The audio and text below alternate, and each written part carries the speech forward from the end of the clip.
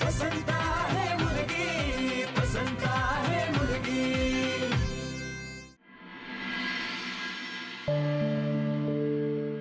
उर्मी, तू कोणाला सांगणार नाहीस ना ग? नाही. बघ हं, मी तुला माझ्या लहान बहिणीसारखी मानते आणि म्हणून मी तुला हे सगळं सांगते. वहिनी, बोला ना तुम्ही.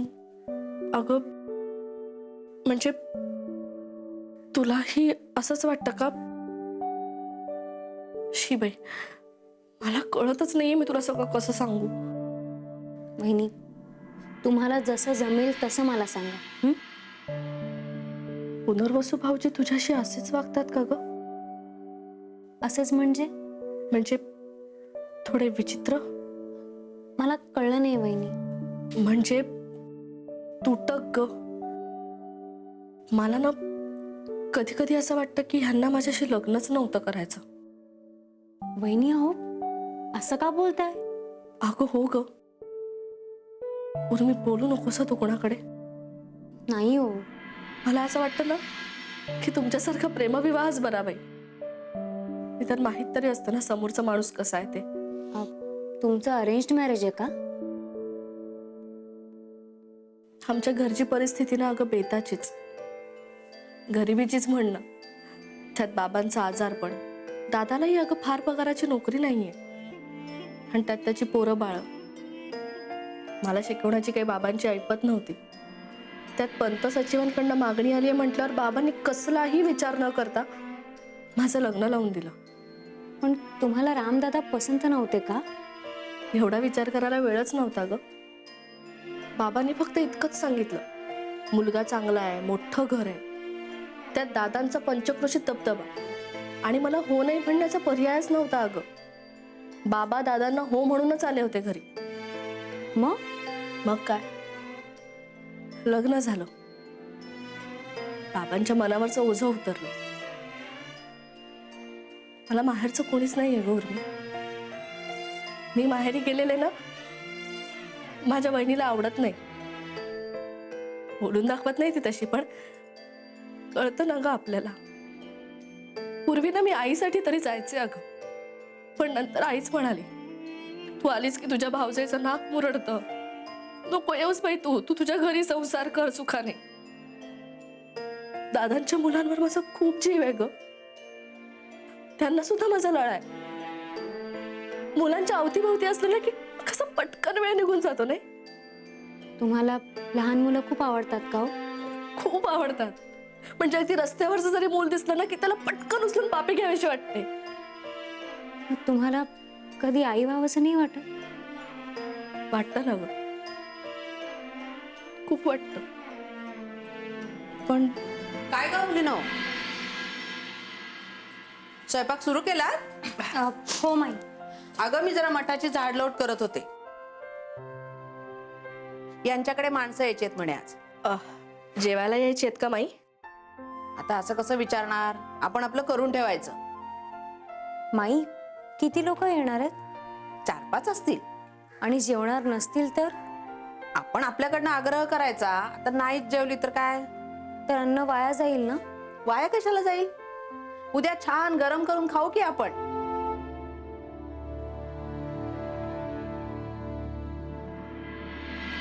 निघालास का? हा हो. का रे? नाही, जरा बोलायचं होतं. बोल ना.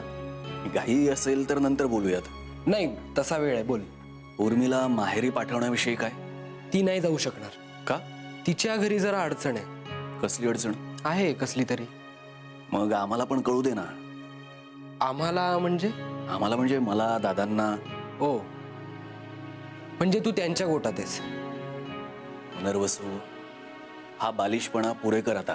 भाऊ, तू जेव्हा असं म्हणतोस ना, तेव्हा त्यामागे कणसने असं नाही वाटत. काहीतरी धार्मिक हेतू असं मला वाटतं. हे बघ, तुमच्या लग्नाआधी तिनं माहेरी जाणं योग्य आहे. कोणासाठी? म्हणजे तिनं माहेरी जाणं कोणासाठी योग्य आहे? सगळ्यांसाठीच. मला नाही तसं वाटत. तिला माहेरी जाण्यासाठी अडचण आहे हे तिने आधीच सांगितलेलं होतं. तिला जाण्याचा प्रॉब्लेम आहे आणि तिनं जाण्याचा मला प्रॉब्लेम आहे. मग मला सांग, तिने जाणं कोणासाठी योग्य आहे? हे बघ पुनर्वसू, हे दादांचं म्हणणं आहे. दादांचं म्हणणं मला माहिती आहे. मला तुझं म्हणणं ऐकायचंय. माझंही म्हणणं तेच आहे जे दादांचं म्हणणं आहे. मग मला बोलायचं नाही. तू दरवेळी वाकड्यातच कशाला शिरतोस रे? पण दरवेळी तू दादांचा मुलगा म्हणून का बोलतोस माझ्याशी? म्हणजे अरे कधीतरी माझा भाऊ म्हणून माझ्याशी बोल ना. हे बघ पुनर्वसू, धर्मानं जे योग्य, आपण धर्मानं नाही रक्तानं बांधलेलो आहोत. नात्यापेक्षा धर्म मोठा असतो पुनर्वसू. ऐकून चोथा झालेली ही दादांची वाक्य तू माझ्या तोंडावर फेकू नकोस. वाक्य जरी दादांची असली ना तरी माझा आदर्श आहे तो. हे खोटं आहे. हेच खरं आहे पुनर्वसू. धर्मानं वागण्यानं कुणाचंही नुकसान होत नाही. पण त्याची सक्ती केली तर जाच होतो. धर्म माणसासाठी आहे, धर्मासाठी माणूस नाही. या बोलण्याला काहीच अर्थ नाही आहे पुनर्वसू. आपण महाराजांची सेवा करतो. भाऊ प्लीज, तू मठाच्या अनुयायासारखा बोलू नकोस माझ्याशी. मी आहे मठाचा अनुयायी आणि मठाचं हा तू नाहीयेस भाऊ. हे तू पांघरलेलं कातड आहे. मला त्या पलीकडचा भाऊ माहितीये, माणसं जपणारा. हे बघ, माणसांपेक्षा मठ जपणं हे कर्तव्य आहे माझं. नात्यांपेक्षा धर्माला धरून चालणं मला योग्य वाटतं. असंच होतं तर मग पत्रिका का बदललीस तू? याचाच अर्थ माझा मोठा भाऊ कुठेतरी जिवंत आहे. तू धर्म का नातं यापैकी तू नातं निवडलंस.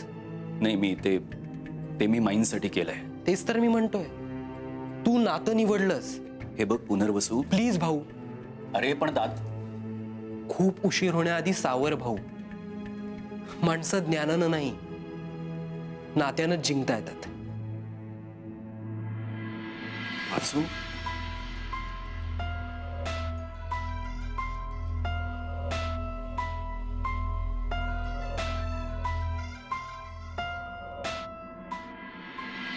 माई, एक विचारू का हो? विचार ना. माई, आपल्या घरात सगळ्या बायकांना शिळं अन्न खूप खातात. अगं मग ते उरलेल्या अन्नाचं काय करायचं? वाया थोडीच घालवायचंय. नाही नाही, वाया नाही घालवायचं माई, पण मग जेवढं लागतं तेवढंच करत जाऊया ना. अगं काय होतं, कोणी कोणी येत राहतं. आता परवाच नाही का 8 माणसं येणार होती, तर प्रत्यक्षात 3 आले. मग त्या 5 माणसांचं अन्नाचं काय करायचं मग? नाही नाही माई, मी काय म्हणते, आपण अशी एक सिस्टीम काढूया की जेवढी लोक येणार असतील ना, त्यांच्या जेवणाचं काय याची चौकशी करूया आणि मग लागेल तेवढंच करत जाऊया ना. असं नाही करतायत ग बाळा. आता आलेल्या माणसाला तुम्ही जेवणार का असं कसं विचारणार? अगदी जेवणार आहात का असं नाही माई, पण आपण जर आग्रह केला तर ती लोक सांगू शकतील ना की आम्ही जेवण उरकून येणार आहोत किंवा जेवणार आहोत. आता परवा दिवशी आपण एवढ्या लोकांचा स्वयंपाक केला, पण त्या सगळ्यांचा नेमका उपवास होता. मग 2 दिवस आपणच सगळे ते शिळं जेवण खात राहिलो. होतं असं कधी कधी. माई, कधी कधी नाही हो, बरेचदा होतं. आता या महिन्यात जरा जास्त वेळात झालं बाई. असं शिळं अन्न खाणं बरोबर नाही हो माई. खरं तर ताजं अन्न पण बनवल्यानंतर अर्ध्या तासाच्या आत पोटात जायला हवं. मला पण बाई पावसाळ्याचं शिळं खाल्लं ना की त्रासच होतो. आणि नंतर कोऱ्या कॉफीमध्ये लिंबू पिळून प्यायला ना की मग पित्त खवळतं. त्या एक आधी तिलाही सोसत नाही बाई शिळं अन्न. तेच म्हणते मी माई. त्यापेक्षा जेवढं लागेल तेवढंच जर केलं ना आपण, तसं शिळं नाही खावं लागणार आपल्याला.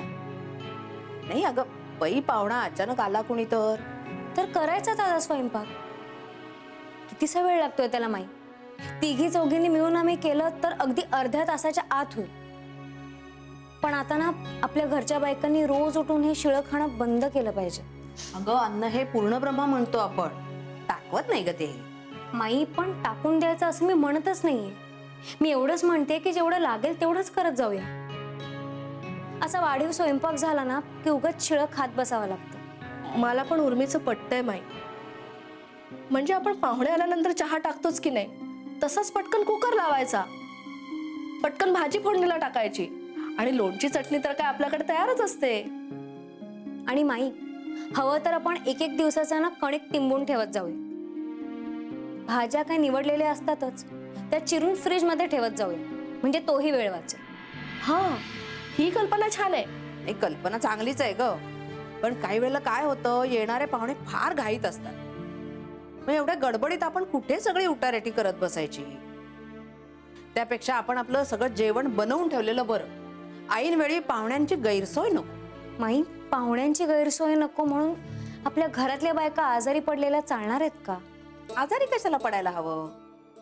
एवढं काही कोणी नाजूक नसतं. आणि बाईच्या जातीला जरा सोशिकपणा हवाच की. शिळं अन्न खाल्लं आणि लगेच पोट बिघडलं असं कसं चालेल? उर्मी, डॉक्टरांकडे जावं लागेल बहुतेक. फूड पॉइझनिंग झाल्यासारखं वाटतंय. जीजी अदिती, काय झालं बाळा? अगं, काय झालं बाळा? काय होतंय? आई, ती कालची भाजी. अहो जीजी जीजी अगं, हे बघ, कोरी कॉफी तुला. उलटली ती. ग बाई, माई डॉक्टरांकडे न्यावं लागेल ना. अगं वैद्यभुवांना घरी बोल. नाही, त्यांचं गुण नाही येत माई मला. अगं, माई मी यांना नेते. हा हो हो, थांब जरा, मी रामचंद्रला धाडते तुमच्या बरोबर. बर जीजी तुम्ही या. हे बोलतात ना ते ऐकतच राहावं असं वाटत होतं. पुनर्वसू बोलला तुझ्याशी? माझ्याशी नाही, भाऊंशी बोलत होते. कशाबद्दल ग? विषय नाही कळला मला. मग काय कळलं तुला? यांची हुशारी. हा माणूस एवढा हुशार आहे ना आत्या, दादा म्हणतात ते काही खोटं नाही. हाच माणूस मठ सांभाळू शकतो. शेवटी मठाधिपती म्हणजे काही येऱ्या गबळ्याचं काम नाही. डोकेबाज माणूसच गरजेचा आहे यासाठी. पण पुनर्वसून लहानपणापासूनच हुशार आहे. म्हणूनच माझा जीव चढला त्यांच्यावर. नुसता जीव जडला नाहीये, अडकलाय तुझा जीव त्याच्यात. अगं कसे बोलतात ना ते, समोरचा निरुत्तरच झाला पाहिजे. पण त्या उर्मीला काही पडलंय का बघ त्याच. शिक्षणाची गुरमी आहे फक्त तिला. नाही तर काय, स्वतःच्याच धुनकीत असते. तिला ना रंग ना रूप. तरी सुद्धा त्या पुनर्वसूने काय पाहिलंय तिच्यात ना, देवच जाणे. तिने ना वशीकरण केलं असणार त्यांना. माझ्या नशिबात फक्त त्यांचं प्रेम लिहिलंय आणि तिने माझ्या नशिबाचे फासे उलटले. मी तिचं आयुष्य उलटलं नाही तर नावाची नंदिनी नाही. माझं प्रेम मला मिळालं नाही तर दुसऱ्या कोणालाही मिळू देणार नाही मी ते.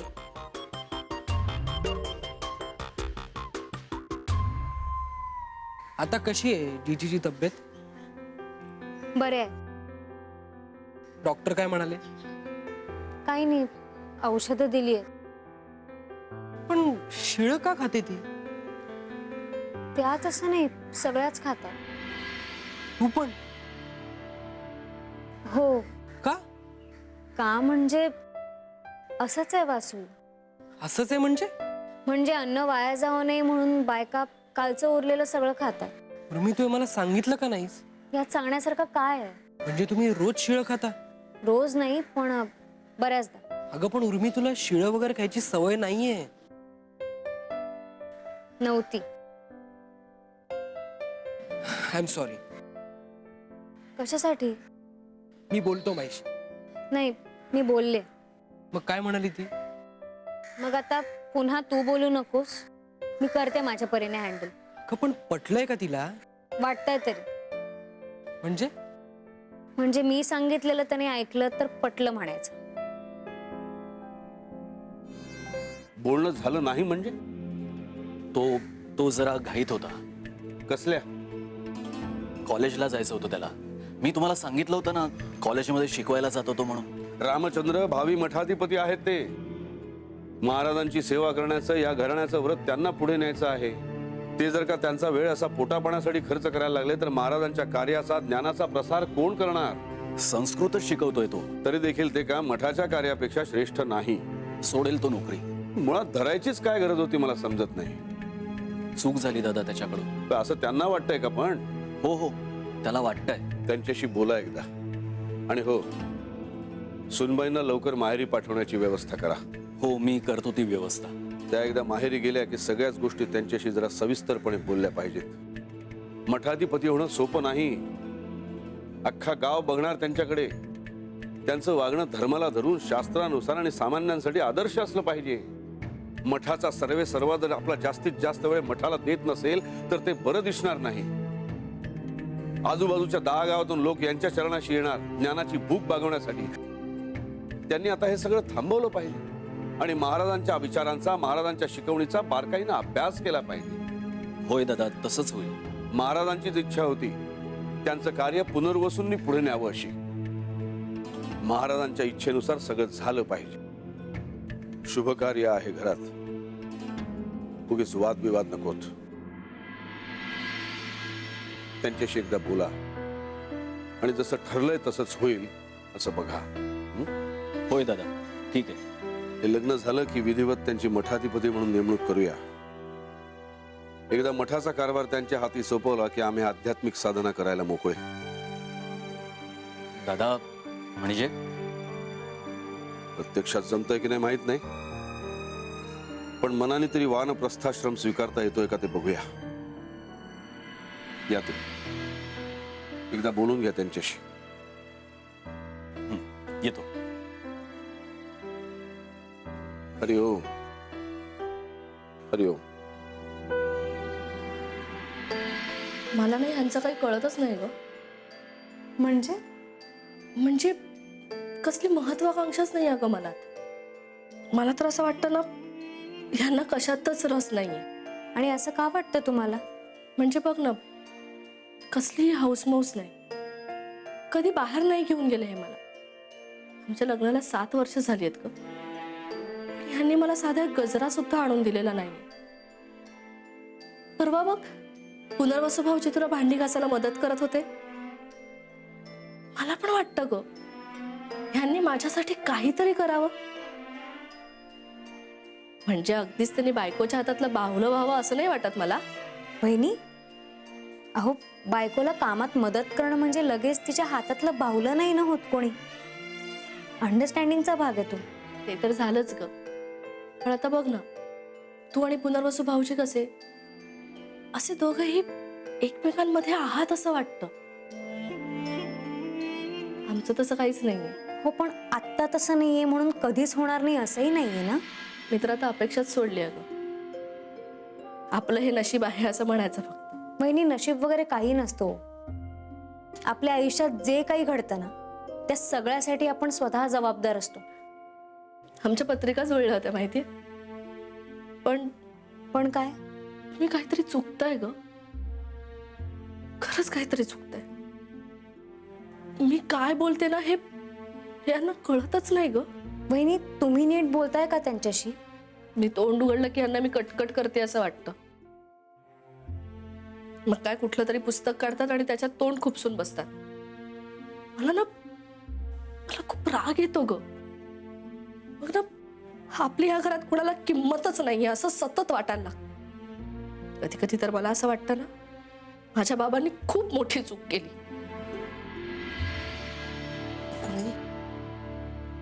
तू कुणाला सांगू नकोस हं. माईंना कळलं ना तर त्या तर माझी वरातच काढतील. असं काही नाही होणार हो. नाही ग, मला असं वाटतं ना, हे सगळे एकत्र आहेत, एकमेकांना धरून असतात सतत. काही झालं तर हे सगळे असे लगेच एकत्र येतील. सुनांना कोणी नसतं ग. बहिणी, आपण आहोत ना एकमेकांसाठी. जावा जावा.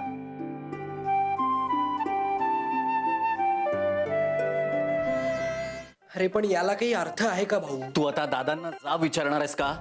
का साधं विचारायचे नाही का मी? हे बघ पुनर्वसू, दादांनी आपल्या भल्याचा विचार करूनच सगळं ठरवलेलं असतं. का आपल्याला आपलं भलं कशात हे ठरवता येत नाही का? हे वासू, तुझं चाललंय तरी काय? मला काय चाललंय हे यांना विचारायचंय. एकतर आमचं लग्न झालेलं असताना आमचं पुन्हा लग्न करतायत, ते आम्ही मान्य केलं का? तर माईसाठी. मग काय यांनी फतवा काढला, यांना वेगळं करा, आम्ही तेही मान्य केलं. आणि मग काय, उर्मीचं मंगळसूत्र काढलं आणि आता तिला माहेरी पाठवतायत. मला यात काहीही वावगं वाटत नाही. तू कधीच कशाच्या बाबतीत स्टँड घेणार नाहीयेस का भाऊ? मी तो घेतलेला आहे पुनर्वसू. अरे मग घरातल्या सुनांवर कितीही अन्याय झाला तरी तुला त्याचं काहीच नाही. या घरातल्या सुनांवर अन्याय होत नाही पुनर्वसू. मग उर्मी बरोबर चाललंय ते काय? बरं झालं तू विषय काढलास, मला बोलायचंच होतं तुझ्याशी. तू म्हणे उर्मीला भांडी वगैरे घासायला मदत करतोस. करतोस वगैरे नाही, केली मी, आणि मला त्यात काहीही गैर वाटत नाही. या घरात हे चालत नाही. म्हणजे पुरुष घरची कामं करत नाहीत आणि बायका बाहेर जाऊन नोकरी करत नाहीत. कुठल्या काळात जगतोयस तू भाऊ? कामांची समान विभागणी आहे यामध्ये. अरे पण कामांची विभागणी करताना त्या व्यक्तीला विचाराल की नाही तिला काय करायचंय ते? म्हणजे माईला कविता करणं आवडायचं, पण तिला कधीही कोणी विचारलं नाही तिला काय करायचंय. घरची एक स्त्री म्हणून तिला कामं नेमून दिली आणि ती करत राहिली. त्यात तिची कविता आणि प्रतिभा दोन्ही मेल्या. कारण कविता हा तिचा छंद होता आणि मठाची सेवा हे तिचं कर्तव्य, आणि तिने तिचं कर्तव्य स्वेच्छेने निवडलं. का? कारण तिनं त्याविषयी कधी तक्रार केली नाही म्हणून. अर्थातच तिला जर वाटलं असतं तर ती बोलली असती. हो, ती बोलली असती आणि दादांनी तिचं म्हणणं ऐकलं असतं ना, की तुला कविता करायला आवडतात, तू तेच कर. मठाच्या कामासाठी मी वेगळी माणसं नेमतो म्हणून. तू हे सगळं का उकरून काढतोयस? कारण या घरातल्या बायकांवर अन्याय होतोय. अरे बायकांना तसं वाटत नाही तर तुला तसं कशाला वाटायला पाहिजे? बायकांना तसं वाटत नाही असं तुला वाटतंय. कधी कुमुद वहिनींना विचारलंय का त्यांना काय हवंय? सुखात आहेत का त्या? जीजीच्या डोळ्यातलं दुःख तुला कधी जाणवलंय? ती इथे महिने का असते हा प्रश्न तुला कधी पडलाय का? अरे दादा जुन्या विचारांचे दुराग्रही आहेत. त्यांना नेहमी ते बोलतात तेच खरं वाटतं. त्यांनी बोलत राहायचं आणि बाकीच्यांनी माना डोलवायच्या. किती काळ चालत राहणार आहे हे? त्यांचं बरोबर असतं पुनर्वसू. अरे ते काय देव आहेत का? अरे त्यांना वाटतं त्यांनी पाळावं, इतरांना ते करण्याची सक्ती कशाला? त्यांना माहिती असलेल्या शास्त्रा पलीकडेही मोठं शास्त्र आहे. आचमनासाठी जे पाणी वापरतात ते सोवळ्यात भरलेलं असलं किंवा नसलं तरी ते 2 हायड्रोजन आणि 1 ऑक्सिजन पासून बनलेलं हे ते मान्यच करत नाहीत. कारण त्यांच्या डोळ्यावर धर्माची झापडं आहेत. अरे पण तू तरी हे शाळेत शिकलायस ना, तरीही तू त्यांच्या चुकीच्या म्हणण्यापुढे मान दुखवून सगळ्यांवर तीच बळजबरी करतोय. वासू